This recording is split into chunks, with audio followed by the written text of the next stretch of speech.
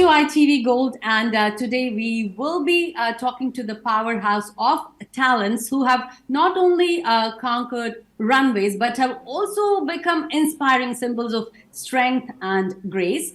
From the corridors of success in diverse fields to the global stage, these remarkable individuals embody the spirit of beauty with a purpose. And of course, each one of them crowned with accolades represents not just glamour but a commitment to making a positive impact on the world. So, without further ado, let me introduce you to these incredible beauty pageant winners. I have with me Piali Roy, who is winner of Mrs. Universe Curvy 2024. I also have with me Parul Kumar, winner Mrs. Elite USA 2024. And joining us is Rutvi Chauhan, winner Mrs. Universe 2024. And Meenakshi Arora, who is winner Miss Universe 2024. And congratulations to all of you and welcome to my team.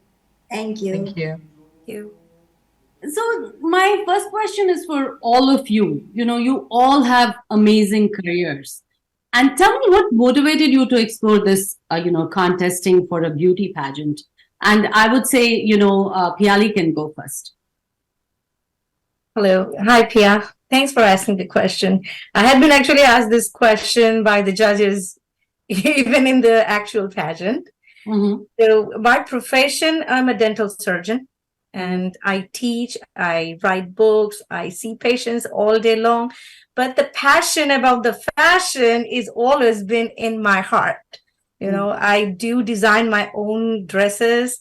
I do choreograph some fashion shows, even back in India and in USA when I was going to New York University. So I used to do all these fashion shows and talent shows. Now, at this stage of my life, after having two babies, I felt like there are something more that needs to be explored, and which I didn't do it. I didn't get that chance, that opportunity. Now I have the power to make my own decisions and take these steps towards fulfilling my dreams that I have been aspiring for from my childhood. So I can do it now, and I go get it done. I'm a go-getter, and I did it. And now I want to do more. Like, there is no stopping for me. So what makes me coming to this thing, like, this has always been in my heart. It's very close to my heart. And so I think we should give ourselves that chance, the second chance in your life. Everybody should do that. And I want to inspire all women who are like thinking about like, oh, I'm curvy, I'm petite, I cannot do that, but you want to do that, go ahead, train yourself and just explore that field if you really want to do it. Especially the professionals from the medical field or dental or, nursing field. They always put this aside, like, oh, fashion is not for us. Okay, we are just doing the job that we need to do to, like, serving people, serving humanity. But if this is in your heart, I feel I am the one who can inspire those women in medical profession or, the other kind of body positivity things that, I can inspire them to come out and just be on the stage and explore your inner beauty, explore your potential. So here I am. Sally, I'm just curious to know, since you said you are a fashion designer too, so did you design all your outfits? Yes. This beauty pageant you did? Yes. Even I designed my national costume too, because all of a sudden I came to know I'm going there and I'll be representing Washington, D.C., District of Columbia. It's a very specific theme that I want to talk about. It's not that you can go to the market and get it. So I prepared myself. I planned that I want to represent Washington, D.C., but it has to be also some kind of sexy, feminine, and still DC, powerful. And the pink flower that I represented there was designed by me, made by one of my Korean seamstress that I got a local person. I always use local business. Mhm. I cheer up for this local business. So we planned and we got the fabric, we designed everything because everything is so expensive when you go and try to buy it, so expensive. And I feel like I myself can do it better than any other person who can do it, to how to say, like, to fulfill my vision that I have to represent District of Columbia on national, pageant. So I took the idea of representing the state flower, which is an American pink rosa beauty, Mhm. and then the DC emblem and the DC flag. So I was so proud to represent. So I became a Mrs. Bharat DC like 2 months ago. Mhm. And then I became the Mrs. Universe, District of Columbia, the same pageant. Then I went for this one. So I was full blown, like, representing Washington, D.C. there, as well as my feminine side. So I think that was Absolutely. a very good blend of, yeah, if you have said I think, I am definitely, looking at you, hearing about all of you. I'm really, really proud of you. And I think I'm a big fan of all of you. So, I thank just you. want to ask Meenakshi. So, Meenakshi, tell us about your, motivation behind this beauty pageant.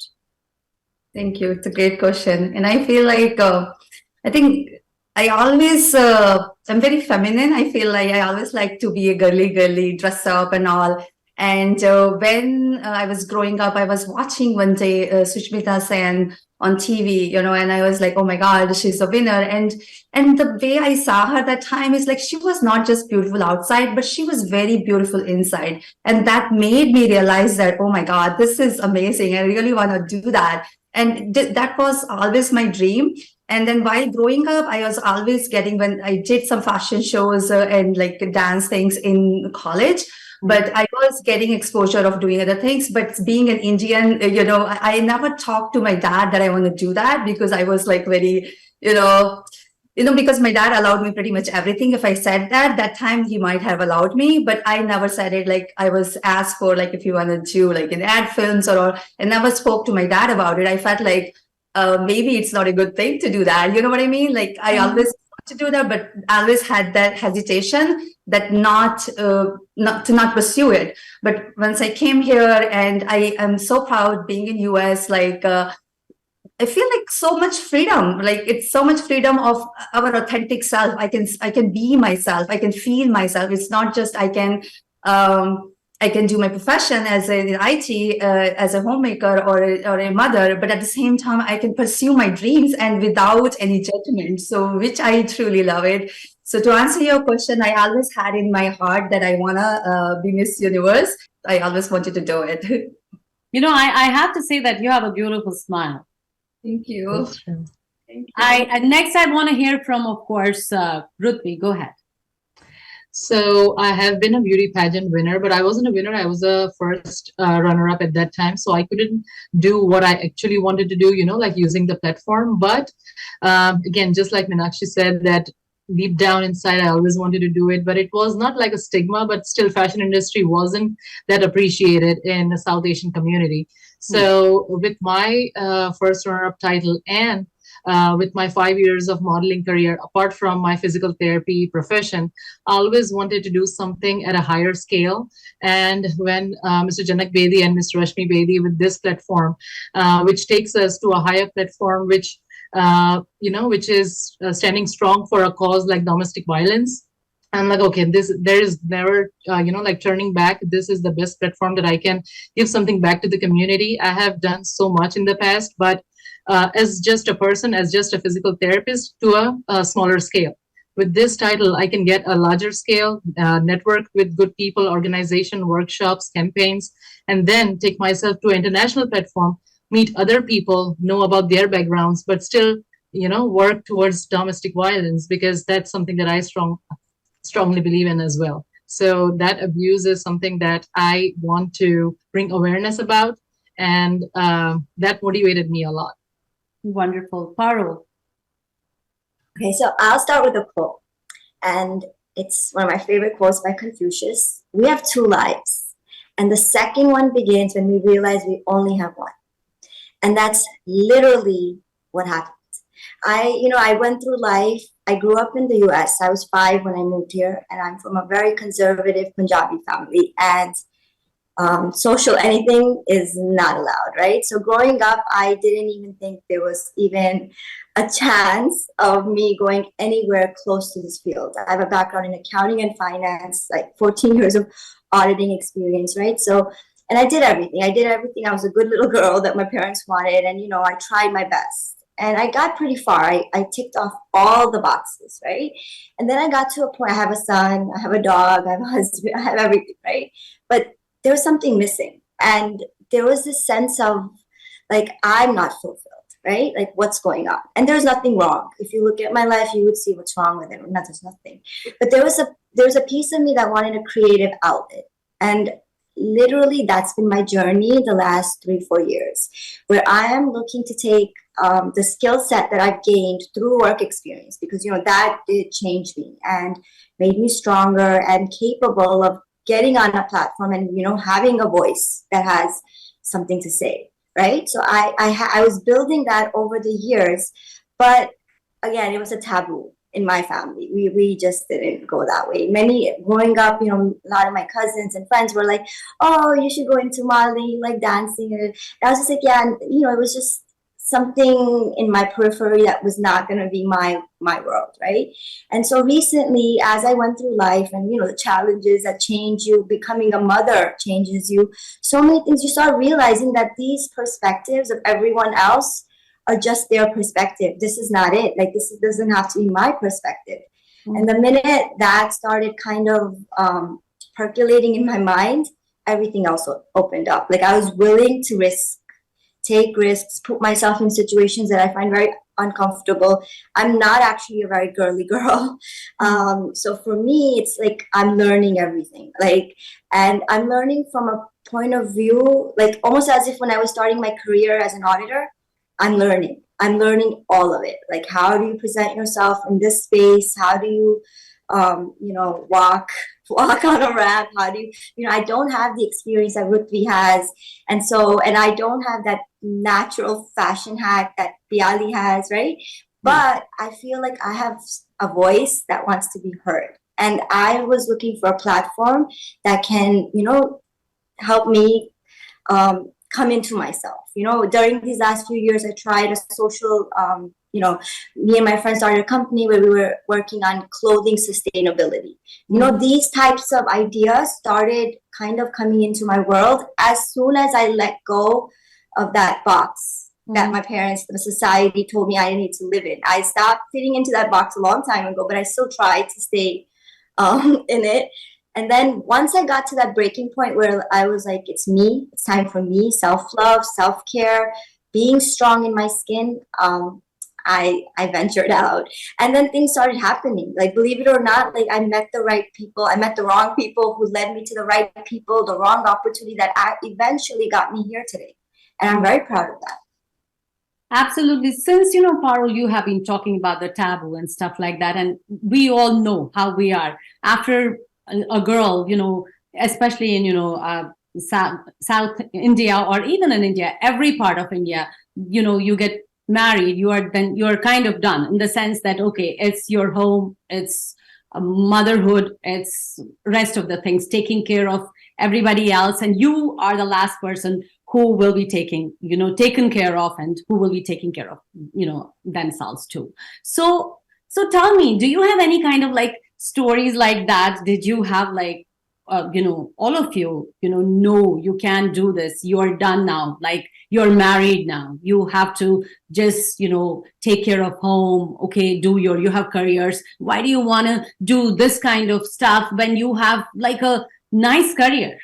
Especially, you all have wonderful. One is in IT, one is a doctor, one is a dentist. You all are amazing that way. So did you have that kind of resistance from your relatives, your parents, anybody?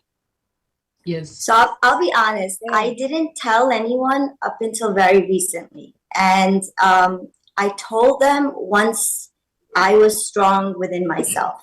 When I was ready, because I knew the questions. And, strangely enough, I was ready for it, but it didn't actually happen. I don't know, maybe because it's later in life and I've done what they wanted me to do. There is now acceptance. There's a sense of, okay, like, what are we going to say to her? Like, she's not a little kid anymore. And, I have a voice that like speaks up on all types of, so I think I've changed enough as a person that I was ready to tackle whatever, someone throws at me regarding a taboo, because, I don't think it's taboo. I think it's a creative outlet. And I think that we need to, especially in America right now, Indians are kind of coming mainstream. I don't know, in fashion, in TV, we're seeing Indian faces everywhere, and there's a space for it. And I think we need to like take these opportunities and like run with it. A few years from now, we will look back and be like, that was the perfect time. And so I have an answer now.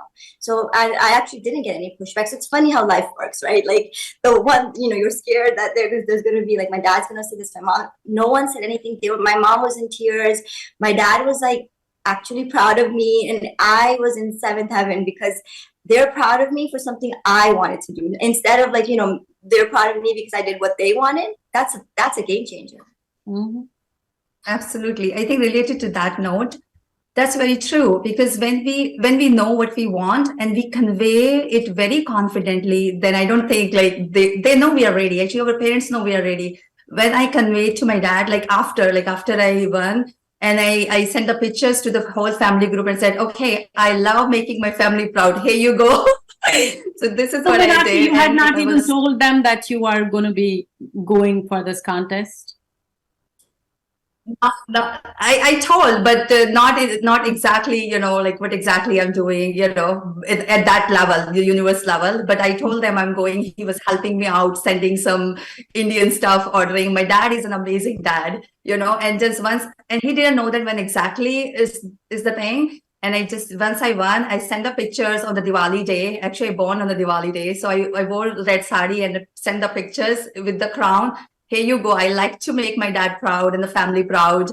And he was very happy. And even like it's my daughter, like she's now a teenager, and the way she called me is queen. Like she said, Mama, everybody's talking about you. I'm so proud of you. And then she will call me like queen now. So I'm just so happy. And I think once we are happy, then that's what we project, and that's what everybody accepted accordingly. I think that's what Parul was saying, and it's absolutely true. I feel the same way. And just adding to that, while you were saying that, there are so many hurdles in modeling industry and all that. And then with my 5 years of modeling career, everybody, like there were a few people who be like, why are you doing this? You are a physical therapist by profession. You are a mom of two. You are a daughter-in-law. You have so many other roles to play. Like, why are you channelizing yourself and trying something, out of the box? Like, these are your roles to play, and that's what the labels are given to you by the society. Why don't you just focus on them? And how can you leave your kids to do a fashion show the weekend and, compromising on the family time? There were a few people who literally, like were telling my parents that you need to tell her to stop.